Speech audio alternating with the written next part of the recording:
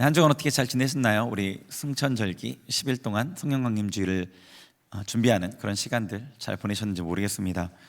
우리가 고대하던 성령강림주일이에요. 이 날을 왜 고대했다고 얘기 드리냐면 하나님의 나라 절기부터 시작해서 사순절, 고난주간, 부활절기, 그리고 이 성령강림주일에 구원이 완성이 여기서 되는 거거든요. 물론 예수님 재림을 통해서 완벽하게 완성이 되지만 1차적으로 성령강림절, 오순절에 1차적으로 완성이 돼요. 하나님의 백성들이 추수되잖아요, 그죠? 그리고 그 추수가 완전한 그 재림 전에 있을 그 완전한 하나님의 백성의 구원의 수가 완전히 차는 그 추수를 예표하는 거거든요. 첫 열매는 그 해의 추수가 확실할 거라는 보증과 같은 거예요. 그래서 오순절, 이 성령강림주일이 구원의 1차적인 어떤 완성의 의미가 있습니다. 그래서 우리가 이 날을 고대한 거죠. 그리고 이 초대교회 때는 이 성령강림주일 오순절 이후에 7주에서 약 10주 정도 기간을 성령의 절기로 지켰어요. 우리가 부활주일 하루만 지킨 게 아니라 그 이후에 부활의 절기라는 것들을 생각하면서 계속해서 부활의 은혜를 강구했잖아요. 똑같이 성령강림주일 하루에 끝나는 게 아니라 그 이후 시간 동안에 계속해서 성령님으로 인해 새로워지는 은혜들을 받는 시간들을 보냅니다. 그러면 성령님께서는 우리를 어느 곳으로 이끄시냐? 더 깊은 곳으로 이끄시는데 하나님과의 연합입니다. 삼위일체 하나님과의 연합으로 우리를 이끌어 가십니다. 그러니까 잘 생각해 보세요. 앞부분에 우리가 사순절 때 죄를 드러내고 그 전에 이제 예수님이 우리 안에 씨앗처럼 임하시고 사순절 때 죄를 드러내시고 그리고 부활절기 때 생명의 은혜를 주시고 우리를 새롭게 하시면서 하늘로 이끌어 가셨어요. 무엇을 위한 거죠? 모두 다 삼위일체 하나님과의 온전한 연합을 위한 구원의 역사입니다. 구원이라는 것은 우리가 하나님께서 태초에 우리를 만드실 때 하나님과 완전한 교제의 존재로 만드셨는데 그 교제를 회복하는 게 구원이거든요. 그래서 여기 모인 우리들은 모두 다 성령님의 인재를 원하죠. 오순절에 다락방에 임하신 그 성령님을 우리도 임하기를 원해요. 그렇죠? 아멘. 네, 맞습니다. 각자 갈망의 정도는 다를 수 있어요. 어떤 분은 성령님이 정말로 임하실까? 나에게 그런 일이 일어날까? 혹은 어떤 분은 정말 간절함으로 성령님 저한테 임해주세요. 정말로 원합니다. 이번에는 성령의 충만을 정말로 저도 얻기를 원합니다. 이렇게 또 간절한 마음을 갖는 분도 계시겠죠. 간절함은 정말 중요하죠. 우리의 간절함은 어떤 하나님의 응답의 중요한 이유가 되기 때문이에요. 근데 간절함 이전에 사실은 더 근본적으로 이 동기가 더 중요합니다. 성령님의 임재를 구하는 동기가 무엇이냐는 거죠. 물론 하나님께서 우리의 동기가 100% 순전해야지만 응답하시는 건 아니에요. 우리가 이 땅에 사는 동안 그러긴 어렵죠. 그런데 우리가 동기가 잘못되어서 아무리 간절히 원하도 동기가 잘못돼서 시선이 하나님께 향하지 못한다면 응답은 어렵죠. 구하여도 얻지 못하는 것은 잘못 구하기 때문이에요. 제가 여러분의 삶을 세세하게 알지는 못해요. 그런데 각자가 나름의 어려움은 갖고 계신 것 같아요. 관계 가운데 갈등을 겪는 분도 있겠고 재정적인 어려움이 있을 수도 있고요. 마음의 고통, 두려움이나 불면증이나 두근거림, 우울증, 어떤 상황이 실제적으로 막히는 어떤 문제들, 자녀의 문제, 이런 여러 문제들을 각자가 겪고 있겠죠. 근데 이런 문제들이 우리를 고통스럽게 합니다. 고통은 실제적인 거죠. 피부로 느껴지잖아요. 그러다 보니까 이 고통을 주는 그 문제에 우리의 시선이 집중되게 돼요. 믿음이 뭐죠? 믿음은요, 히브리서 11장에도 말하지만 사실 이렇게도 얘기할 수 있습니다. 보이지 않는 것으로 행하는 게 믿음인 거예요. 보이는 것으로 하지 않고 보이지 않는 것으로 하는 게 믿음입니다. 고린도후서 5장 7절 한번 보죠. 같이 읽겠습니다. 시작. 이는 우리가 믿음으로 행하고 보는 것으로 행하지 아니함이로라. 아멘. 믿음으로 행하고 보는 것으로 행하지 않는다. 보는 것으로 하는 것은 믿음이 아니라는 거거든요. 그러니까 우리가 우리에게 실제적인 이 문제들, 나에게 고통을 주는, 나에게 정말 가까운 이 보이는 것에 집중되어져 있다면 믿음으로 행할 수가 없는 거예요. 믿음은 돈과 같아요. 영적인 영역에서. 여러분이 이 땅에 세상에 살아갈 때 뭔가를 얻기 위해서는 돈을 내야 되잖아요. 그죠? 뭐 물건이든 서비스든 여러분이 필요한 어떤 것들을 받기 위해서는 돈을 내야 돼요. 그리고 돈이 있는 사람은 편하고 여유롭게 살아요. 돈이 없는 사람은 힘들고 쪼들려서 살죠. 믿음의 영역, 영적인 영역 마찬가지예요. 영적인 영역에서는 이 믿음이 돈과 같은 역할을 해요. 그래서 믿음으로 응답을 받는 겁니다. 믿음으로 응답을 받아요. 믿음을 보이고 응답을 받는 겁니다. 하나님께 믿음을 보여야지 그분께서 주시는 것들을 받을 수 있어요. 믿음이 큰 사람은 여유롭게 삽니다. 믿음이 작은 사람은 힘들게 삽니다. 하나님께 지금 우리가 은혜를 구하는데, 하나님께 응답을 구하는데, 성령님의 임재를 구하는데 믿음으로, 보이는 문제가 아니라 보이지 않는 하나님을 보면서 믿음으로 구해야 되는 거죠. 여러분, 성령님의 임재를 구하는 동기가 뭐죠? 만약에 동기가 내 문제 해결해 주세요 라면은 믿음이 아닐 가능성이 커요. 왜냐하면 보이는 문제에 지금 집중이 돼 있잖아요. 그게 아니라 눈을 들어서 하나님을 보셔야 돼요. 하나님을. 내 고통에서 눈을 들어서 하나님의 음성과 하나님의 은혜에 귀를 기울이시는 거예요. 그 은혜를 바라보시는 겁니다.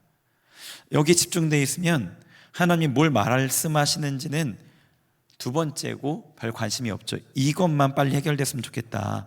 여기에 집중이 되거든요. 하나님은요, 여러분에게 가장 좋은 걸 주셔요. 여러분 삶에 여러 가지 문제가 있지만 그 문제의 원인과 해결책은 우리는 알지 못하죠. 과연 이 문제가 왜 이렇게 됐는지를 잘 몰라요.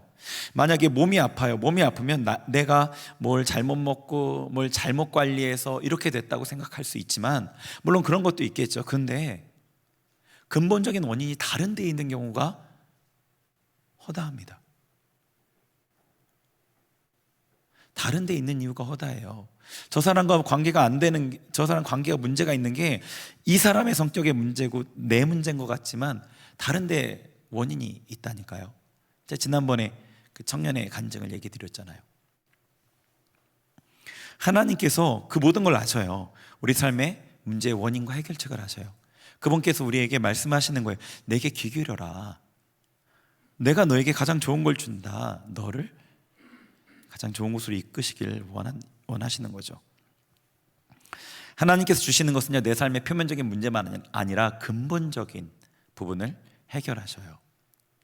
제가 이제 주중에 설교를 하나 들었는데 거기서 목사님이 그런 얘기를 하시더라고요. 굉장히 영적인 걸 잘 말씀해 주시는데, 사람에게는 말할 능력이 있다는 거예요. 말할 능력이 있죠, 여러분 다. 설교할 능력도 있다는 겁니다.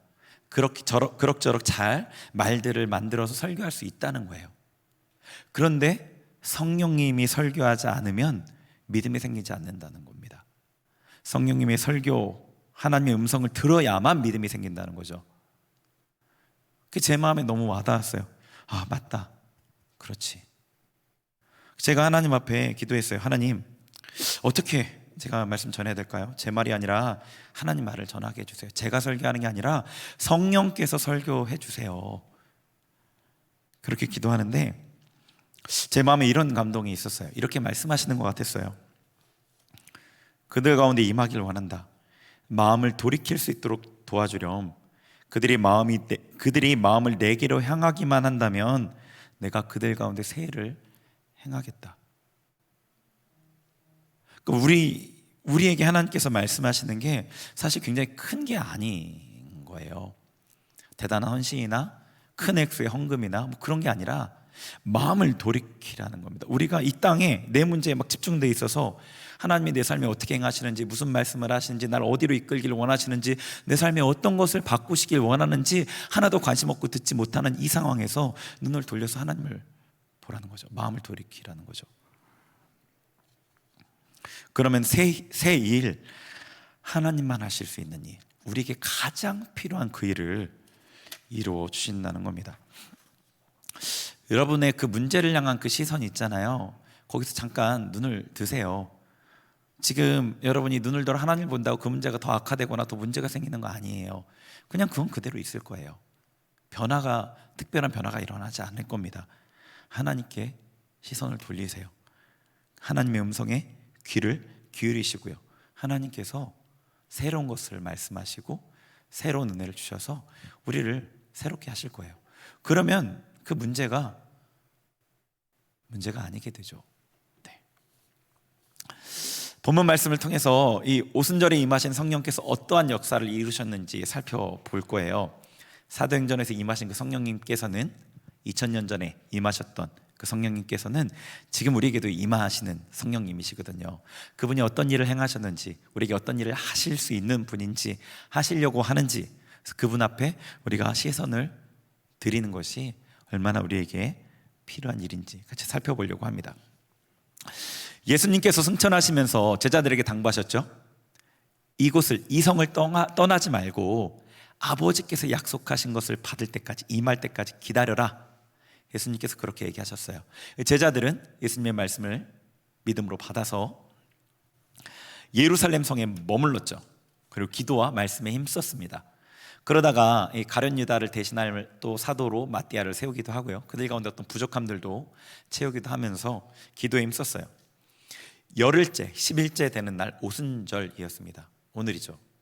오순절에 성령께서 강력하게 임하셨어요. 급하고 강한 바람 같은 소리가 온 집에 가득했습니다. 불의 혀같이 막 이렇게 혀같이 막 날름날름하는 그런 거 있잖아요. 불의 혀 같은 모습으로 임하시더니 사람들 위에 한 명 한 명 위에 임하셨어요. 성령께서. 사람들이 성령의 충만함을 받아서 방언을 말하기 시작했습니다. 120명의 사람들이 모여 있었는데 얼마나 크게 기도했는지, 그 오순절 그 절기를 지키기 위해서 여러 지역에 흩어져 있던 유대인들이 모여왔는데 그들이 깜짝 놀라서 이게 도대체 무슨 소리야 라고 놀라서 찾아올 정도로 그렇게 크게 기도했습니다. 놀라운 경험이죠. 평생 잊혀지지 않을 경험입니다. 근데 경험이 중요한 게 아니라 제자들의 변화가 더 놀라웠어요. 복음서에서 제자들이 어떤 모습이었는지 대략적으로 아실 거예요. 우리가 이 오순절 성령 강림 이후에 제자들이 어떻게 변했는지, 그전에는 어떤 모습이었는지를 좀 보려고 해요. 성령께서 임하시면 사람이 도대체 어떻게 바뀌는지 한번 성경 구절들을 통해서 살펴보겠습니다. 마가복음 9장 33절 34절 같이 읽겠습니다. 시작. 가버나움에 이르러 집에 계실새 제자들에게 물으시되 너희가 길에서 토론한 것이 무엇이냐 하시되 그들이 잠잠하니 이는 길에서 서로 누가 크냐 하고 쟁론하였습니다. 아멘. 제자들이 서로 누가 크냐 하고 쟁론했대요. 논쟁한, 말싸움한 거죠. 네. 예수님의 제자는 12명이었어요. 그렇게 큰 공동체가 아니었어요. 근데 그 안에서 너가 1번이네, 내가 1번이네, 2번은 누구고 3번은 누구고 막 싸웠던 거예요. 말다툼을 한 거죠. 근데 그거 한 번이 아니에요. 누가복음은 2번 기록되어 있거든요. 성경은 정말로 필요한 것만 기록하거든요. 2번이라는 건 2번이 아니었던 거예요. 2번 기록됐다는 거는 잦은 다툼이 있었다고 볼 수 있어요. 예수님이 잡히시기 직전에도 제자들은 누가 크냐 그걸로 논쟁했거든요. 예수님께서 이적을 행하시면서 메시아로 오신 거 맞는데 우리를 독립시키실 거고, 그러면 우리는 예수님 바로 옆에 측근이니까 장관 뭐 하나씩은 할 수 있겠지, 누가 국무총리 할 거야 막 그러면서 막 싸웠던 거죠. 네. 그렇게 논쟁했습니다. 마가복음 4장 40절 41절 같이 읽어보겠습니다. 시작. 이에 제자들에게 이르시되 어찌하여 이렇게 무서워하느냐? 너희가 어찌 믿음이 없느냐 하시니 저희가 심히 두려워하여 서로 말하되 저가 뉘기에 바람과 바다라도 순종하는고 하였더라. 아멘. 제자들이 갈릴리 바다를 지나가는데 풍랑이 일어서 배가 막 흔들리고 뒤집힐 것 같아요. 두려워해요. 두려워서 어쩔 줄을 몰라 합니다. 문제 앞에 두려워해요. 그러다 예수님께서 일어나셨어요. 깨웠어요. 일어나셨어요. 제자들의 믿음 없는 모습을 책망하셨습니다. 제자들은 믿음이 없었어요. 이것뿐 아니죠. 간질병 걸린 아이를 치유하지 못해서 그때에도 예수님께 믿음 없는 세대여라고 또 책망을 받았어요. 제자들 참 믿음이 없었어요. 자, 마가복음 9장 31절 32절 읽겠습니다. 시작. 이는 제자들을 가르치시며 또 인자가 사람들의 손에 넘겨져 죽임을 당하고 죽은 지 3일 만에 살아나리라는 것을 말씀하셨기 때문이더라. 그러나 제자들은 이 말씀을 깨닫지 못하고 묻기도 두려워하더라. 아멘. 제자들은 예수님의 죽으심을 전혀 깨달을 수 없었어요. 예수님께서 3번이나 말씀하셨는데, 동일한 말씀을 3번이나 하셨는데 깨닫지 못했어요. 예수님은 영에 속한 삶을 사셨죠. 하나님의 음성을 듣고 하나님과 동행하며 하나님의 일을 생각하고 그 일을 이루는데 모든 관심이 집중되어 있었어요. 근데 제자들은 땅의 일에 관심되어 있었던 거예요. 누가 높으냐? 내가 어떻게 하면 높아질까? 내가 어떻게 하면 좋은 자리 차지할까? 내가 어떻게 하면 영화를 누릴까? 거기에 모든 포커스가 맞춰져 있으니까 예수님과 관점이 완전히 반대였고 예수님이 하시는 얘기를 하나도 이해할 수 없었던 거죠. 예수님은 하나님의 명령에 순종해 죽었지만 제자들은 모두 도망갔던 이유예요. 세상에서 잘 살아볼 기대로 가득한 사람은 세상보다 더 귀한 걸 볼 수 없고요, 목숨을 버리기는 더욱 불가능합니다. 마태복음 26장 56절 읽겠습니다. 시작. 그러나 이렇게 된 것은 다 선지자들의 글을 이루려 함이니라 하시더라. 이에 제자들이 다 예수를 버리고 도망하니라. 아멘. 그렇죠. 결국엔 이렇게 되는 거예요. 예수님께서 능력을 거두시고 무기력하게 잡히시자 모든 제자가 예수님을 버리고 도망갔습니다. 자기 목숨이 중요했기 때문이에요. 자기 목숨이 이 땅에 속한 게 중요했기 때문이에요. 제자들이 어떻죠? 너무 우리와 비슷한 모습으로 보여요. 두려워하고 세상 것을 추구하고 높아지고 싶어하고 시기하고 예수님의 말씀을 듣지도 못하고 따르지도 못해요. 목숨을 버릴 생각은 할 수도 없습니다. 제자들이 예수님을 따르긴 했는데, 제자라는 이름은 가졌는데 예수님을 닮은 모습이 하나도 없었어요. 그런데 사도행전에서 성령님이 임하신 후에는 완전히 다른 사람이 되죠. 사도행전 3장 6절에서 8절 읽습니다. 시작. 베드로가 이르되 은과 금은 내게 없거니와 내게 있는 이것을 내게 주노니 나사렛 예수 그리스도의 이름으로 일어나 걸으라 하고 오른손을 잡아 일으키니 발과 발목이 곧 힘을 얻고 뛰어서서 걸으며 그들과 함께 성전으로 들어가면서 걷기도 하고 뛰기도 하며 하나님을 찬송하니. 아멘. 와, 제자들이 그전에는 간질병 걸린 아이도 고칠 수 없었는데 지금은 나면서부터 안진뱅이 된 사람, 이 사람은 태어나면서부터 걸어본 적이 없는 사람이에요. 그 사람을 단번에 고쳐요. 단번에 고칩니다. 망설임이나 두려움 없어요. 단번에 고칩니다. 자, 사도행전 4장 18절에서 21절 읽습니다. 시작. 그들을 불러 경고하여 도무지 예수의 이름으로 말하지도 말고 가르치지도 말라 하니 베드로와 요한이 대답하여 이르되 하나님 앞에서 너희의 말을 듣는 것이 하나님의 말씀을 듣는 것보다 옳은가 판단하라. 우리는 보고 들은 것을 말하지 아니할 수 없다 하니 관리들이 백성들 때문에 그들을 어떻게 처벌할지 방법을 찾지 못하고 다시 위협하여 놓아주었으니 이는 모든 사람이 그된 일을 보고 하나님께 영광을 돌림이라. 아멘. 조금 전에 본 말씀에서 제자들이 관리들과 관원들이 무서워서 예수님을 버리고 도망갔잖아요. 근데 이 관리와 장로와 서기관들이 위협하는데 눈도 깜짝하지 않아요. 이건 하나님의 뜻이다, 하나님의 말씀이다, 너희 말 듣는 게 맞냐, 하나님 말씀 듣는 게 맞냐, 우리는 앞으로도 이렇게 할 거다. 그러니까 오히려 관리들이 어떻게 할 줄을 몰라서 그냥 놓아줍니다. 완전 달라졌죠. 같은 사람이 아닌 것 같아요. 사도행전 4장 34, 35절 읽습니다. 시작. 그 중에 가난한 사람이 없으니 이는 밭과 집 있는 자가 팔아 그 판 것의 값을 가져다가 사도들의 발 앞에 두매 그들이 각 사람의 필요를 따라 나누어 줌이라. 아멘. 네. 서로 높아지고자 하고 세상에서 어떻게 하면 내가 좀 잘 살아볼까 생각했던 그들이 이 돈에 대한 마음이 전혀 없어요. 지금 이 돈을 갖고 사도들의 발 앞에 놨거든요. 사도들한테 준 거예요. 알아서 쓰시라고. 다 나눠요.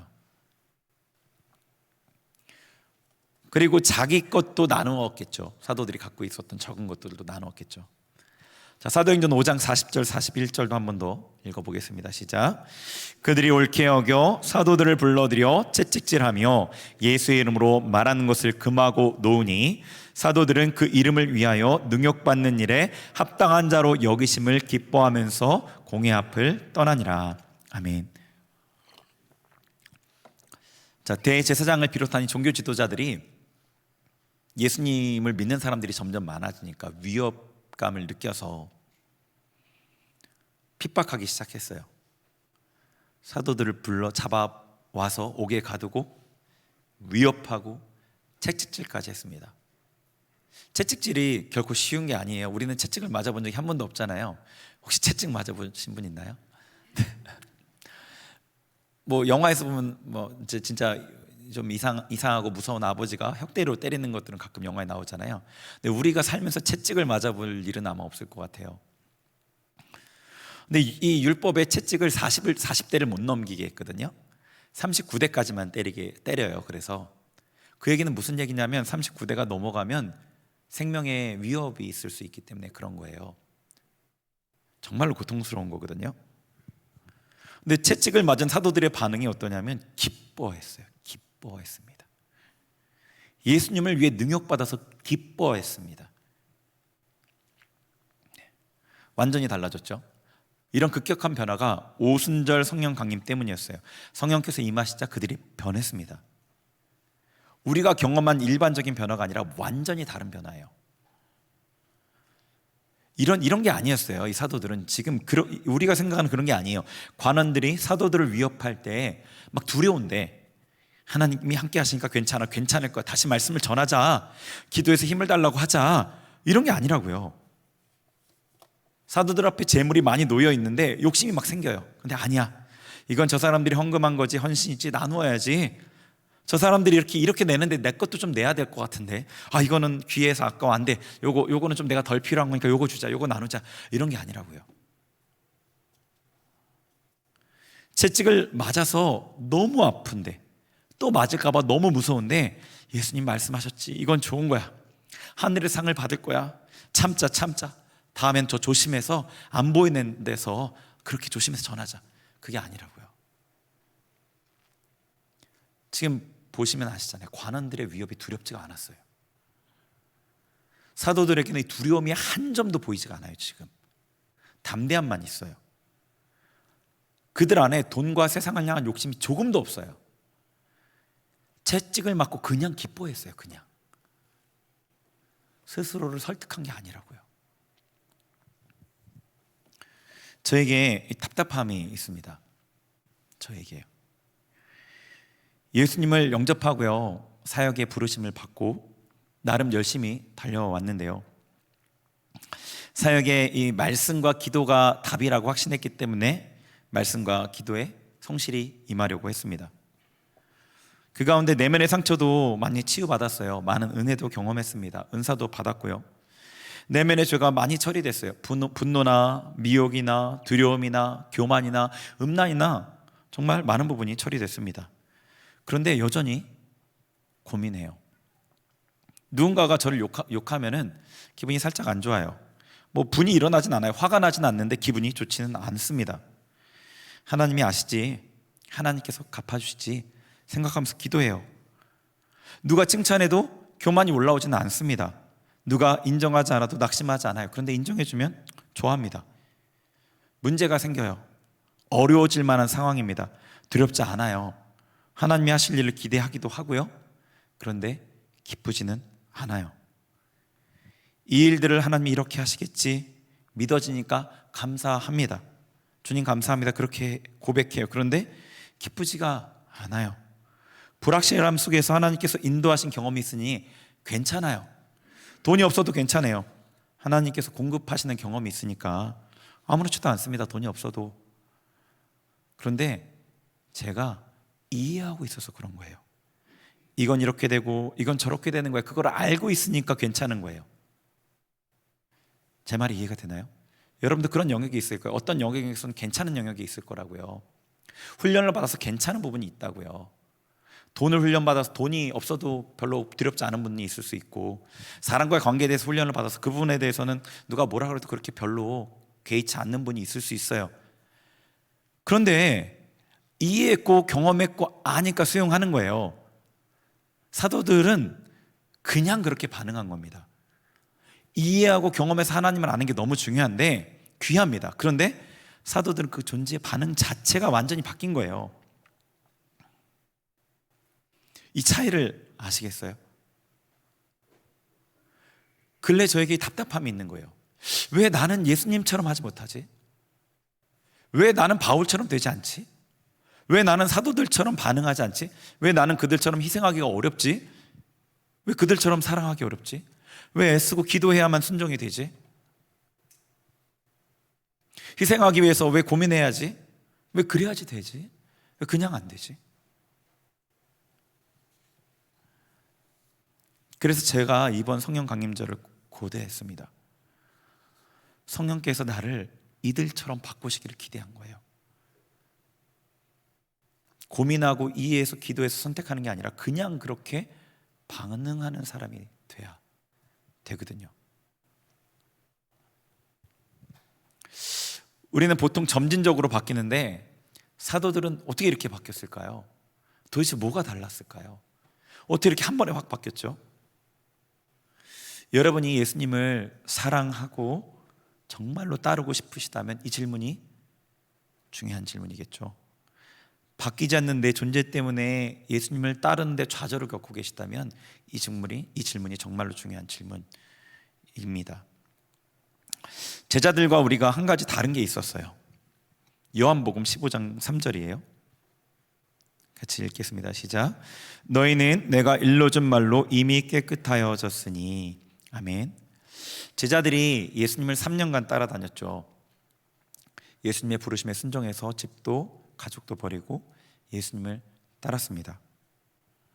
물론 그들의 동기가 예수님이 원했던 정확히 그것은 아니지만 예수님께 헌신해서 따랐어요. 우리도 비슷하죠. 예수님께 헌신해서 따라요. 물론 동기가 하나님이 원하시는 그것과 정확하게 일치하지는 않지만,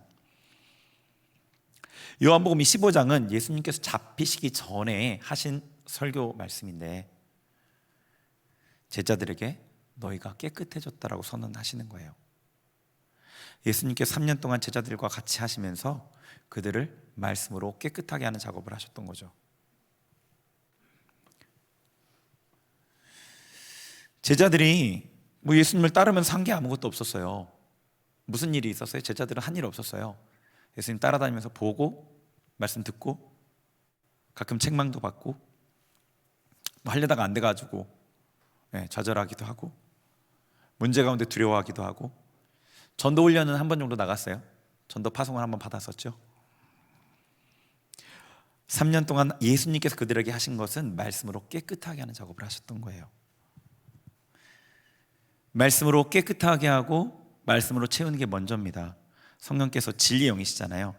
진리의 영이신 성령께서 우리 안에 말씀으로 깨끗해지고 말씀으로 채워진 만큼 임하십니다.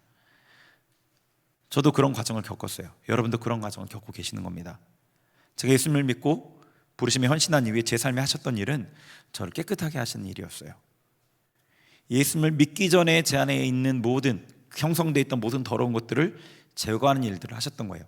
삶의 문제를 통해, 고통을 통해, 육체의 고통을 통해, 정신적인 고통을 통해, 갈등을 통해 제 안의 어둠을 드러내시고 기도하며 씨름하게 하셨고 제거하신 거예요.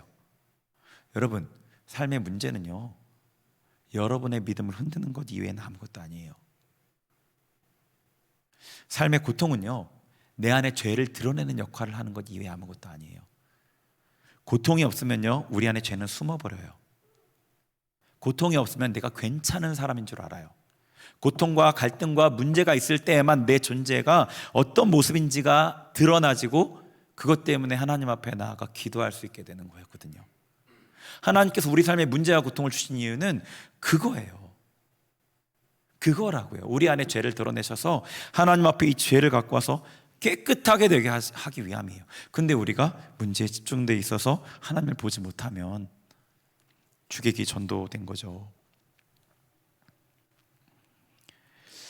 어둠이 나간 이 빈자리를 말씀으로 채우시는 겁니다. 하나님께서 여러분에게도 이런 일을 하셨다고 믿어요. 이제 성령께서 임하실 차례죠. 성령께서 임하시면 다른 사람이 됩니다. 물론 고통 가운데 하나님을 붙들고 기도하는 거 중요하죠. 드러난 죄를 회개하고 거절하는 거, 말씀을 읽는 거, 마음의 감동에 순종하는 거, 이런 모든 것들이 성령의 도우심으로만 가능하지만 그럼에도 이건 우리에게 속한 일이에요. 우리가 하는 일이라고요. 성령의 도우심으로 내가 하는 일입니다. 근데 이 사도행전의 이러한 변화는 우리가 할 수 있는 게 아니에요. 하나님께서만 하실 수 있는 거예요.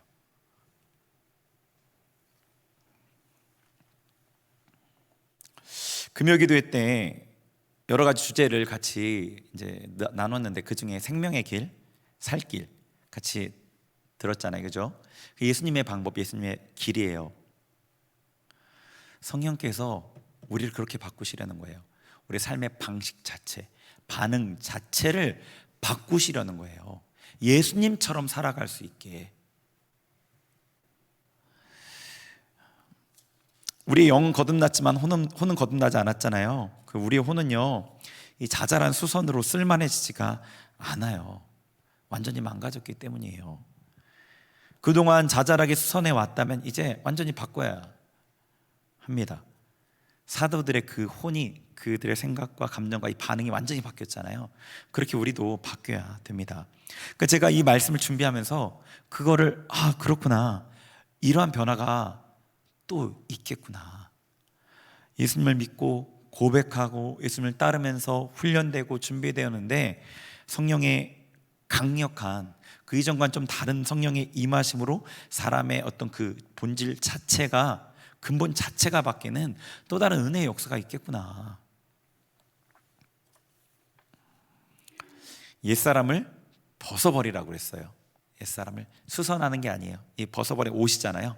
옛사람을 고치고 기우는 게 아니라 벗어버리는 겁니다. 새 사람을 입는 거고요. 성령께서는 이렇게 변화된 사람에게 사명을 주십니다. 성령께서 임하시기 전에 사도들이 뭘 하고 있었죠? 예수님 그냥 아까 따라다녔다고 그랬죠. 그리고 예수님께서 죽으신 다음에는 두려워서 집에 모여서 숨어 있었어요. 예수님 부활하신 거 알았는데도. 예수님 부활하신 예수님을 만나고 나서도 고기 잡으러 갔어요. 본업으로 돌아간 거죠. 낙심해서. 예수님 승천을 보자 이제 조금 믿음이 생겨서 기도하기 시작했죠. 그러니까 이 성령께서 임하시기 전에 사도들에게는 사역이 주어지지 않았어요. 그들에게 사역이 없었어요. 하나님의 일이 없었다고요. 그렇잖아요. 그런데 하나님의 일은커녕 두려움 하나 어쩌지 못했었죠. 그런데 성령이 임하시자 어떻게 됐죠? 갑자기 사역이 생겼어요.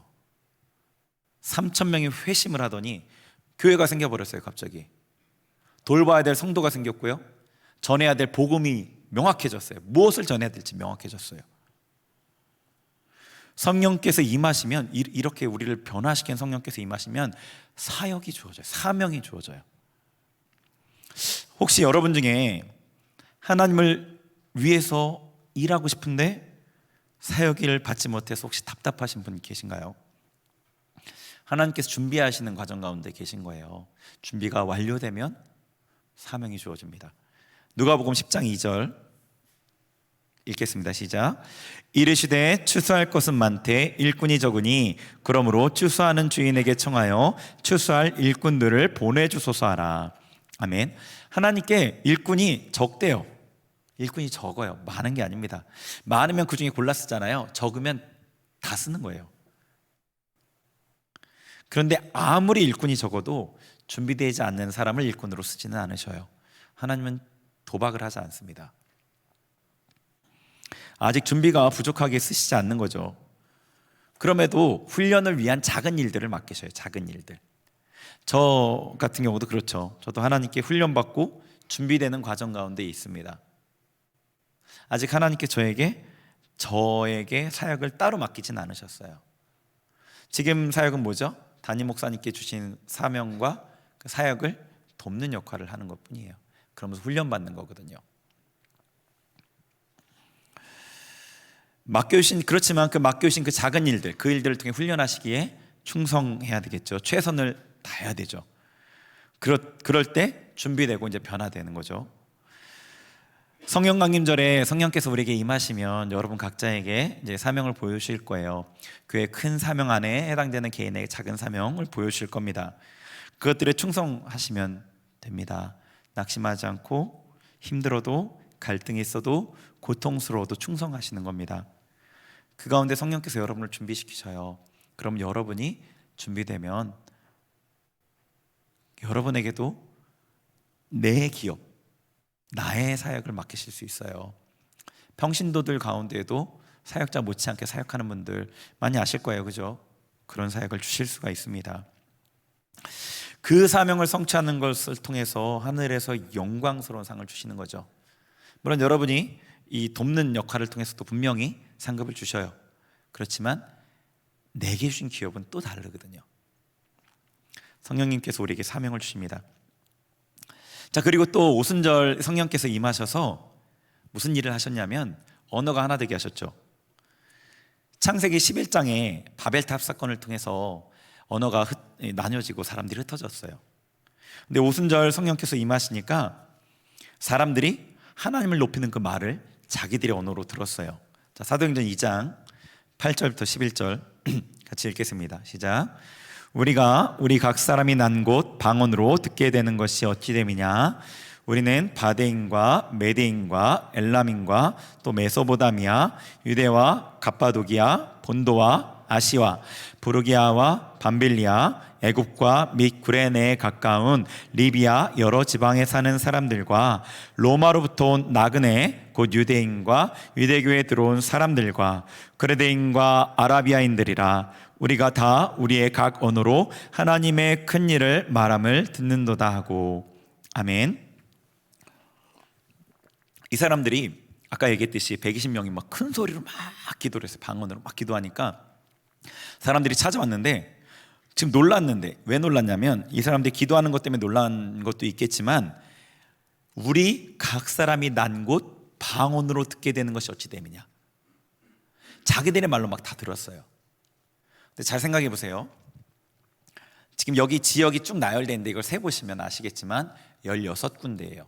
지방이 지중해 연안을 따라 있는 그 여러 지역이에요. 그리고 대략 언어는 한 10개 정도 될 거예요. 그리고 지금 다락방에 몇 명이 모였냐면 120명이 모여 있어요. 사람들이 놀라서 쫓아올 정도로 크게 기도를 하고 있는데 120명이 막 소리를 질러요. 이게 자기 언어로 들리는 게 말이 되나요? 여러분 이구동성이라는 게임 아세요? 예능에서 나오는 이구동성 알죠? 한 문장을 동시에 확 하면은 알아듣는 게 굉장히 어렵잖아요.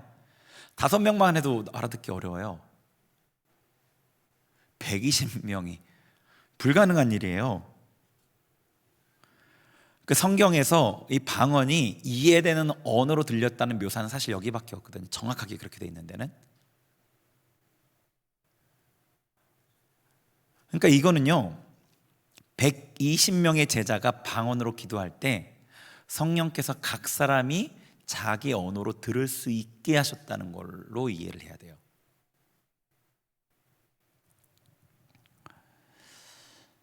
제가 신대원 다닐 때 저희 학교에는 외국에서 오시는 목사님들이 있었어요. 유학 온 목사님들이 계셨는데, 제 친구가 어떻게 알게 된 그 목사님이, 외국 목사님이 계셨어요. 카메룬에서 온 목사님이셨는데, 흑인이시죠. 아프리카 카메룬. 근데 이제 그분하고 좀 은혜가 있는 집회를 같이 한동안 며칠 다녔어요. 한 뭐 열흘? 보름? 근데 제 친구가 영어교육과를 나와가지고 통역을 해주고, 그분 통역을 해주고, 집회 가서 이제 앉아서 있으면 저 앉고 제 친구 앉고 목사님, 외국 목사님 앉고, 그럼 제 친구 옆에서 설교를 자꾸 이제 통역해 주는 거죠. 근데 하루는 이제 전철을 타고 이제 학교를 돌아오는데, 그분은 기숙사에 살고 저도 기숙사에 살고 있었고, 그러니까 학교를 돌아오는데 그분이 하는 얘기가, 설교를 듣는데 그 설교 내용이 한국말로 설교하시는데 그냥 막 알아듣더래요. 그래서 옆에서 통역해 주는 게 막 방해가 돼가지고, 하지 말라고 하고 싶은데 이게 끊어질까 봐 말은 못하고 계속 집중해서 그냥 들었다는 거예요. 언어의 장벽이 넘어서는 이런 일은 지금도 있어요. 여러분, 선교지에서 글자를 모르는 사람들이 갑자기 성경을 읽게 된다는 그런 간증들도 들어보셨잖아요. 언어의 장벽이라는 건 하나님 앞에 그렇게 대단한 게 아니에요. 그러니까 이 오순절에도 그런 역사가 일어났던 거죠. 성령께서 각 사람이 자기 언어로 이해할 수 있게 하신 거죠. 120명의 제자가 여러 언어로 말을 했고, 그 언어를 각자의 언어로 들었다면, 그게 상황적으로 불가능하지만 실제로 그랬더라도 그거는 뭐 바벨탑 사건에 나눠진 언어를 그냥 인정하는 그런 일일 뿐이에요. 그런데 이들의 각자의 언어로 들리게 하셨다는 것은 성령께서 그 언어의 장벽을 허무셨다는 거예요. 더 놀라운 이적인 거예요. 성령께서 언어로 인해 그 나뉘었던 사람들의 그 언어의 장벽을 허무시는 일을 통해서 분리 없는 천국의 비전을 보여주시고 경험케 하신 거죠. 자, 에베소서 4장 3절 거기 읽겠습니다. 시작. 평안에 매는 줄로 성령이 하나 되게 하신 것을 힘써 지키라. 아멘. 교회는 성령이 하나 되게 하신 공동체예요. 사도행전 2장에서 성령께서 언어를 하나 되게 하신 것처럼 성령은 하나 되게 하시는 분이에요. 근데 교회는 어때요? 동호회가 아니잖아요. 그러니까 각자의 관심사가 다 다르고, 성격도 다르고, 나이도 다르고, 배경도 다르고, 뭐 성향도 다르고, 다 달라요. 다 다른 사람이 모여 있어요. 세상 단체들은 어떤 한 가지 목적을 위해서 모여요. 좋아하는 어떤 취미나 뭐 아니면은 일을 하기 위해서 모인다던가, 뭔가 공통되는 게 있단 말이에요. 그걸 중심으로 묶이면 돼요. 근데 교회는 공통되는 게 없어요. 예수님 고백하는 건 공통되지만 이 외적으로 보이는 건 공통되는 게 없어요. 그러니까 어때요? 똑같은 한국말을 하는데 못 알아들어요. 서로 다른 말을 해요. 어떤 사람이 A를 얘기하는데 이 사람은 A 다시로 받아들여요. 어떤 사람은 좀 상처가 많아서 어떤 그런 부분이 좀 힘든 분들은 A를 얘기할 때 B로 이해해요. 나는 관심을 가지고 물어보는데 여기서는 왜 나를 뭐라고 하지? 이렇게 받아들이기도 해요. 전혀 그런 의도가 아닌데 그런 의도를 오해해요. 이 사람에게는 이 단어가 이런 의미인데 저 사람에게는 이 단어가 다른 의미예요.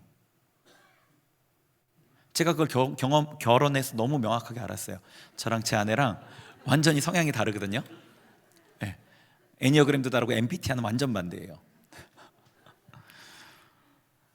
어떤 사람들이 그렇게 고민을 얘기하죠. 결혼하고 나니까 우리 남편이 바뀌었다고. 근데 바뀐 게 아니라 모국어를 말하는 거래요. 자기 가정에서 원래 듣고 자랐던 그 말을 하는 거라고. 달라요. 그런데 이 사도행전 2장에서 성령께서 그들의 말을 똑같게 만드셔서 알아듣게 하신 게 아니라 성령의 역사로 알아듣게 하신 거예요. 우리 공동체가 서로 성향이 다르고 성격이 다 달라서 말을 서로가 소통하기 어렵고 서로 함께하기 어렵고 함께 뭔가를 추진 나가기가, 하나님 일을 하기가 어렵지만, 그거를 바꾸기는 거의 불가능하지만, 그걸 맞춰가기는 너무 불가능하지만, 여러분 옆에 있는 남편 한 명하고도 어렵잖아요. 어려운데 성령께서 그거를 하나 되게 하신다고요. 알아듣게 하신다고요. 소통되게 하신다고요. 성령께서 공동체에 임하시면 우리의 다른 언어를 같은 언어로 소통되게 하시는 거예요. 하나 되게 하시는 겁니다. 인간적인 차이를 넘어서서 성령 안에서 하나 되게 하는 거죠. 제가 우리 안에 나뉘어져 있는 모습을 봐요.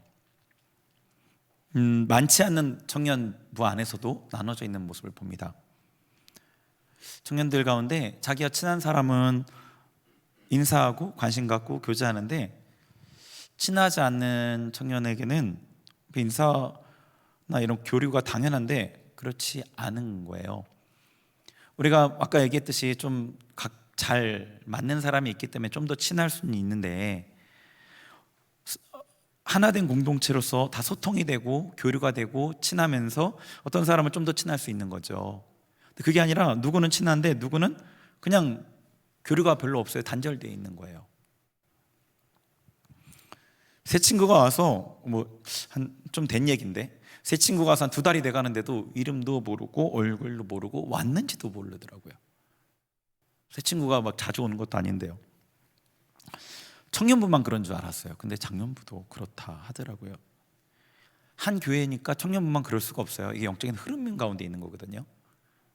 어느 한 부서만 부흥할 수도 없어요. 같이 변해질 수밖에 없어요. 이거는 몸이기 때문에 그래요. 어쩔 수 없이. 우리가 성령의 임재를 사모한다고 하는데, 성령께서 임하시면 하나 되게 하시는 거죠. 하나 되게. 교회는 하나 되어야 능력이 나타나고 하나 되어야 하나님께서 임재하셔요. 성령께서 임하시면 우리 공동체를 하나로 만드시죠. 성령께서 임하시면 우리를 바꾸십니다. 우리 혼을 완전히 바꾸셔요. 조금 고치는 정도가 아니라 완전히 바꾸시는 거예요. 우리 힘으로는 어쩔 수 없는 나를 하나님의 사람으로 바꾸십니다. 성령님이 필요합니다. 지금 이 시간에 성령님이 필요합니다. 여러분, 심령이 가난한 자가, 애통하는 자가 복이 있다고 그러셨죠. 팔복의 말씀의 첫 번째, 두 번째. 오순절 이날에 마가의 다락방에 임하신 그 성령님, 우리에게 임하여 주세요. 정말로 가난한 마음으로, 정말로 애통하는 심령으로. 성령님이 아니면 안 됩니다. 여러분 삶에서 그 좌절을 겪고 고민하고 맨날 반복되어서 계속 고민하는 그런 문제들이 있잖아요. 신앙의 부분에서 왜 내가 예수님을 이렇게 따르는 게 힘들까? 성령께서 바꿔주시는 거죠. 성령 강림절의 키워드는 다락방이에요. 다락방. 제가 키워드가 어떤 역할을 하는지 말씀을 드렸잖아요. 키워드는 그 시간 그 장소에 우리를 연결시켜줘요. 기도하시는데 그 오순절 다락방을 기억하시고, 급하고 바람과 같이 가득 임하셨던, 불의 혀같이 임하셨던 그 성령님, 그 다락방에 집중하시면서 그곳에 임하신 그 은혜가 우리 이 자리에도 임하도록 그렇게 기도하시는 거죠.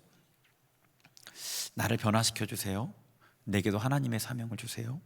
우리 공동체를 변화시켜 주세요. 성령님이 필요합니다. 가난한 심령으로 애통하는 마음으로 하나님께 간구하세요.